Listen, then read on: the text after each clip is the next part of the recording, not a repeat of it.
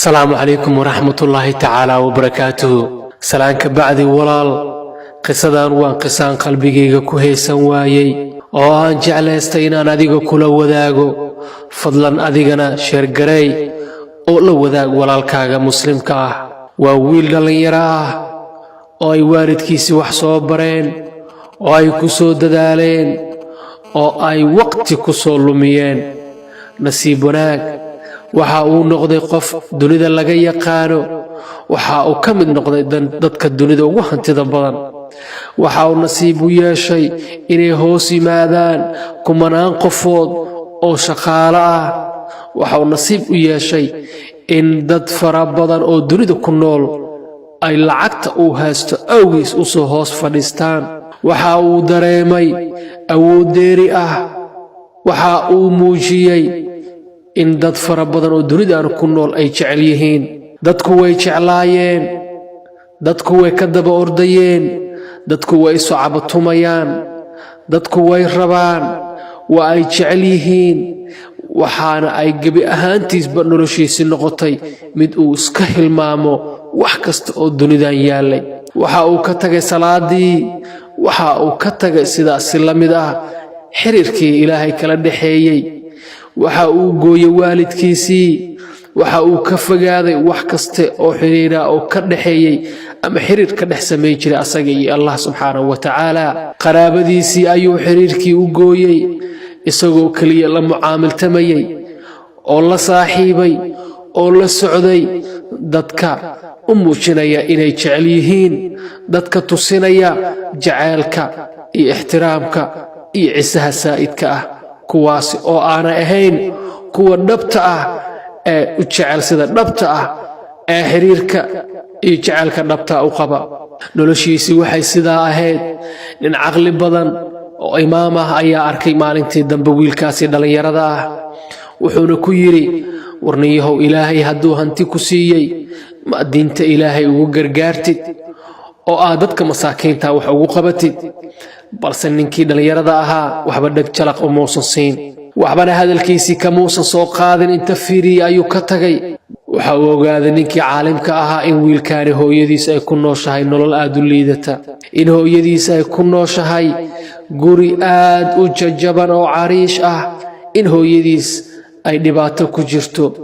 balse maalin maalmaha ka mid ah ayuu mar kale la kulmo oo ka codsaday inuu la kulmo.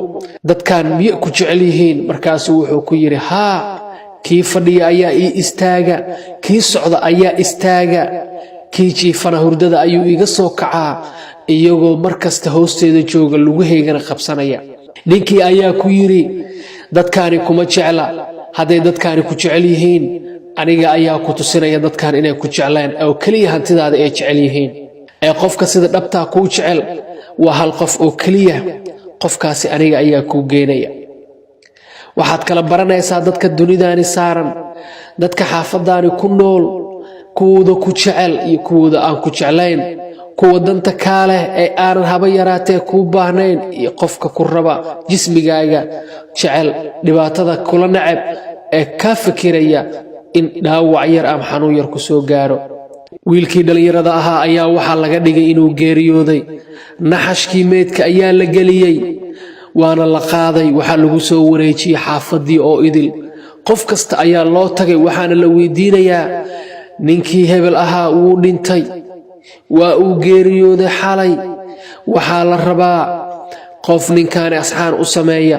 waxaana lagu yidhi, qofkii lugihiisa ku dhegaa ee taabtaa labadiisa lugood, dembigii uu lahaa ninkaasi ayaa ku soo wareegaya, asagaana dhimanaya, wuuna noolaanayaa.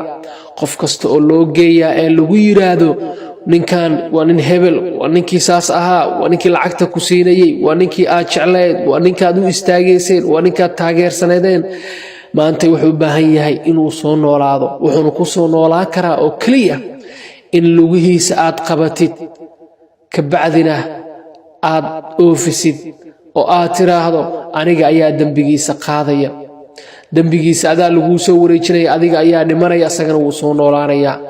magaalada ayaa gees laga soo bilaabay, waana la soo waayey. qof kastana wuxuu yidhi soo kii caasi waalidiinka ahaa ma aha, soo kii lacagta ku ciyaaraya ma aha, soo kii isla weynaa ma aha, soo kaas oo kidaa fulaa ma aha.